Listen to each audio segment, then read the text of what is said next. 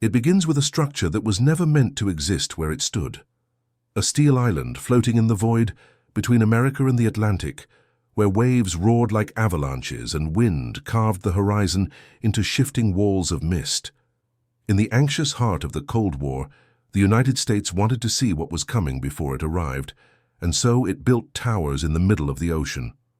Massive radar platforms, each resembling an oil rig, their legs plunged deep into the sea. The men who lived on them called them Texas Towers.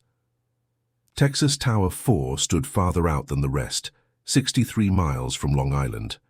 Out there, the ocean had no mercy.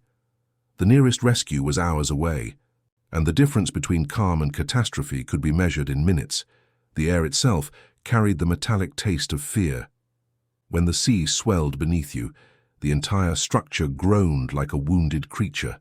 The sound crawled through the walls and into your chest. It wasn't superstition to call it cursed, it was instinct. From the very first day, Tower 4 gave signs that it didn't want to be there. Braces creaked, welds cracked, bolts worked themselves loose. Divers who inspected the legs surfaced pale and silent. One described the site as a spiderweb made of steel that forgot its shape. But the tower had a purpose: early warning. Soviet bombers could appear on radar minutes before reaching the coast, and every second of warning meant thousands of lives. So, even a cursed platform was better than none. For the men stationed there, duty was the currency that bought courage. They joked to keep sane, naming their post Old Shaky, as if humor could hold the bolts together. At night, the sea hummed beneath them like a living machine. On stormy days, the sky turned black and the deck tilted until coffee cups slid on the tables. Some swore the tower breathed, rising and falling like a creature trapped between storms. Yet they stayed, because that was what was asked of them. On blueprints, Tower 4 looked invincible. Engineers promised it could withstand winds over 120 miles per hour and waves higher than a house. Construction began in Maine in 1956, under contractors who built bridges and oil platforms, but never anything like this, a radar fortress for the atomic age. The plan was simple: build it on land, float it out, anchor it in the seabed, and wire its radar to the mainland. On paper, nothing could go wrong. Reality laughed. During transport, 2 of the giant support braces were damaged. The Air Force, unwilling to delay the Cold War's timetable, decided to fix the problem on site rather than tow the tower back to shore. Divers worked in freezing water, attaching makeshift steel collars around the cracked joints. Those collars would hold for a while, but only just. Reports filed months later warned of instability, missing bolts, and gaps wide enough to fit a finger through. The ocean doesn't forget mistakes. It stores them until the next storm. Still, the mission pressed forward. The radar domes rose, 3 great white spheres glowing like moons in fog. The tower became operational, but below the surface, the damage was spreading. Every wave was an insult. Every gust of wind, an argument the structure could barely win. And inside, the men began to feel it. They learned to walk with a sway, like sailors who never left port. They marked the rhythm of the tower's movements in jokes, 3 beats to the right, 1 to the left, and pretended it was all part of the job. The Air Force needed volunteers, so it advertised the post like a tropical getaway.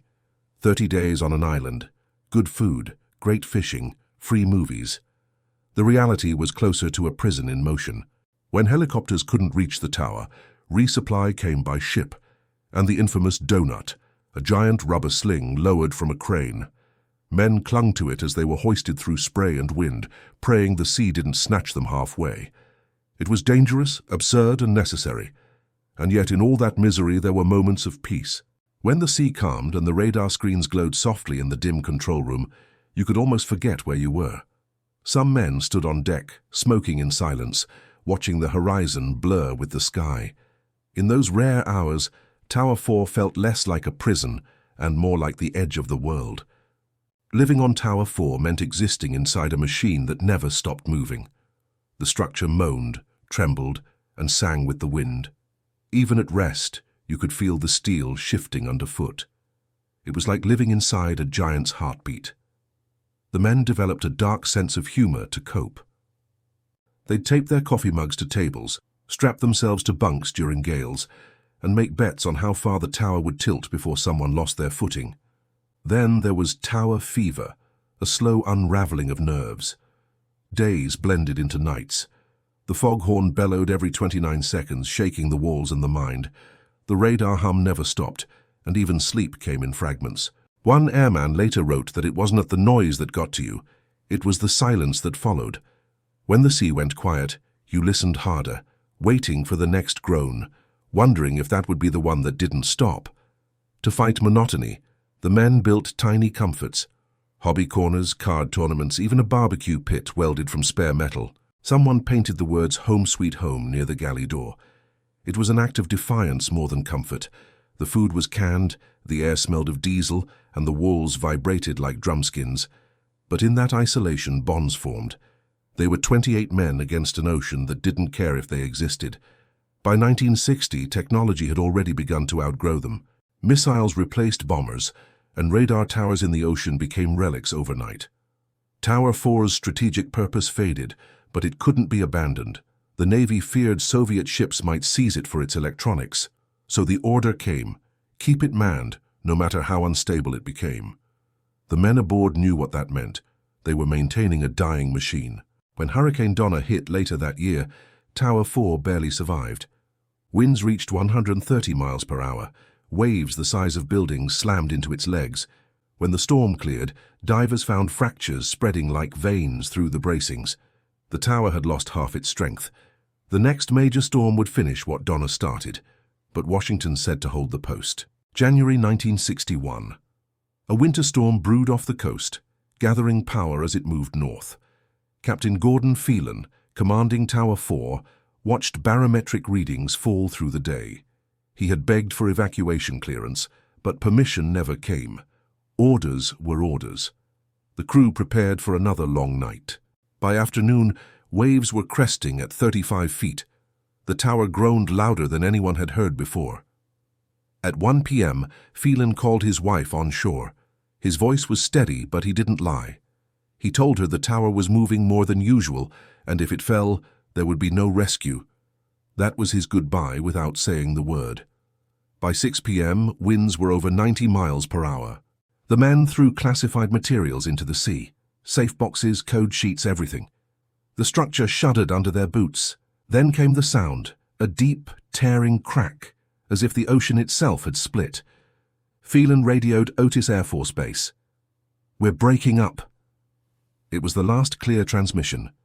Minutes later, a supply ship's radar saw Tower 4's blip flicker and vanish.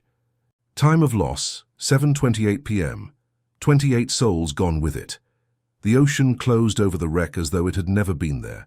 No survivors, only fragments and silence. In the hours that followed, helicopters combed the dark. They found fuel slicks, twisted debris, 2 bodies, and then nothing. Families waited by phones that never rang again. The official message used familiar words: lost at sea, adverse conditions, presumed dead. But behind those words was something worse, the knowledge that the men had been trapped on a structure everyone already knew was failing. After the storm, the questions began. Why were they still there? Why was a crumbling tower manned at all? Hearings were held, reports filed, fingers pointed. It emerged that Phelan had, in fact, been granted evacuation authority days before, but no one had bothered to tell him. Communication errors, paperwork delays, and bureaucratic indifference had sealed 28 fates.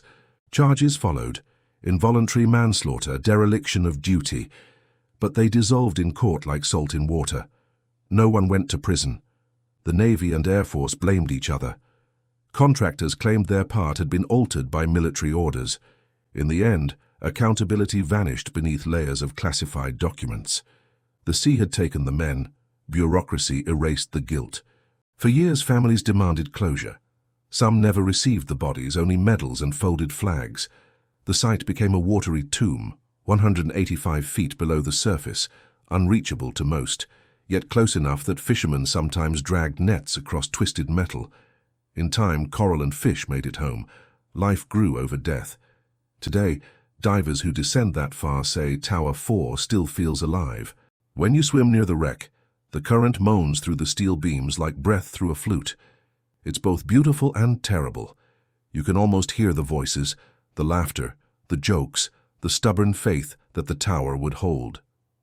Texas Tower 4 is now a lesson carved in rust, about arrogance, about pressure, and about the cost of silence.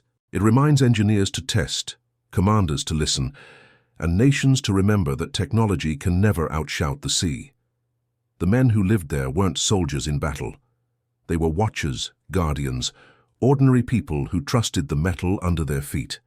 And one winter night, that trust vanished into the cold Atlantic. Their story endures not because of how they died, but because of what they stood for. The belief that vigilance, even in the worst place on earth, mattered.